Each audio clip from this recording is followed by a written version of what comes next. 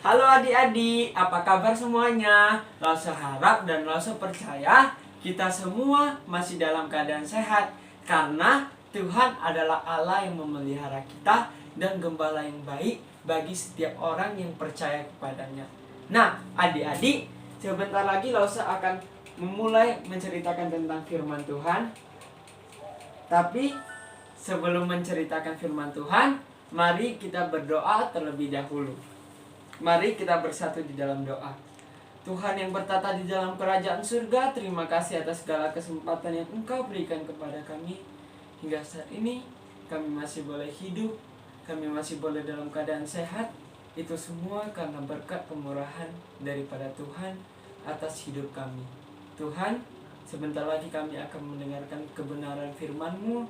Kiranya kami dapat mendengarkan dengan baik apa yang akan diceritakan dan disampaikan oleh Lause, dan kami tidak diganggu oleh iblis yang jahat. Di dalam nama Tuhan Yesus kami sudah berdoa dan mengucap syukur. Haleluya, amin. Nah, adik-adik, hari ini Lause akan bercerita tentang Yusuf dan saudara-saudaranya. Cerita ini Lause ambil dari Kejadian 37 ayat 1 sampai 36. Nah, adik-adik, Bapak Yakub memiliki 12 anak. Anak yang pertama adalah Ruben dan anak yang paling kecil adalah Benyamin. Nah, Yusuf merupakan anak ke-11 dari kedua belas saudara ini, dan Yusuf merupakan anak yang paling dikasihi oleh kedua orang tuanya. Nama ibu Yusuf adalah Rahel, dan ketika Yusuf berumur 17 tahun, Bapak Yakub memberikan Yusuf hadiah yang sangat indah. Nah, adik-adik, ketika kita menerima hadiah, kita pasti sangat bersukacita, kan? Nah, sama dengan Yusuf, ia sangat senang karena bapaknya telah memberikan kepada Yusuf sebuah jubah yang sangat indah.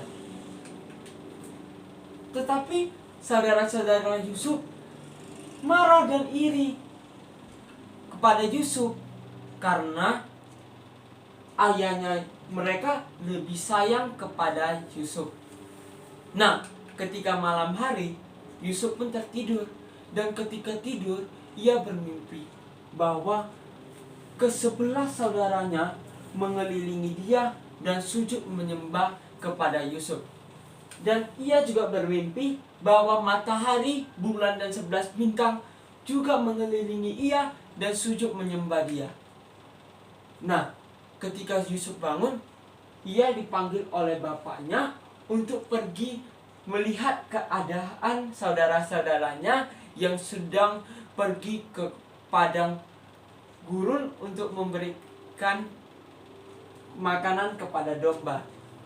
Ia sangat senang karena ia memakai jubah yang diberikan Bapak Yakub kepadanya. Ketika sampai ke kandang domba, saudara-saudaranya sedang mengembalakan kambing domba. Namun ketika melihat Yusuf, mereka merencanakan hal yang sangat jahat kepada Yusuf. Mereka berencana untuk membunuh Yusuf. Namun salah satu dari mereka, yaitu Yehuda, mengatakan bahwa Yusuf jangan dibunuh karena Yusuf adalah saudara dari mereka, melainkan Yusuf dibuang saja di sumur yang kering. Lalu ketika Yusuf sampai kepada saudara-saudaranya langsung menarik jubah yang dipakai oleh Yusuf dan melempar Yusuf ke dalam sumur yang kering. Lalu untuk menutupi kejahatan yang mereka buat, mereka mengambil darah kambing dan menyelupkan jubah yang indah yang dipakai oleh Yusuf ke darah kambing. Lalu ketika pulang ke rumah, mereka menyampaikan kepada Bapak Yakub bahwa Yusuf telah mati dimakan oleh hewan buas. Mendengar hal itu, Bapak Yakub sedih karena anak yang sangat dia cintai telah mati. Lalu saudara Yusuf tidak mati karena saudaranya cuma membuang ia ke dalam sumur. Lalu saudara-saudaranya kembali ke dalam sumur untuk menjual Yusuf kepada seorang pedagang Midian yang akan pergi ke Mesir. Ketika sampai ke Mesir, pedagang Midian menjual Yusuf kepada Potifar, yaitu kepala pengawal Raja Firaun di Mesir, untuk menjadi seorang budak. Nah, adik-adik, dapat kita lihat bahwa iri hati dapat menghancurkan segalanya. Dari saudara-saudara Yusuf yang iri hati dapat menghancurkan hubungan persaudaraan mereka.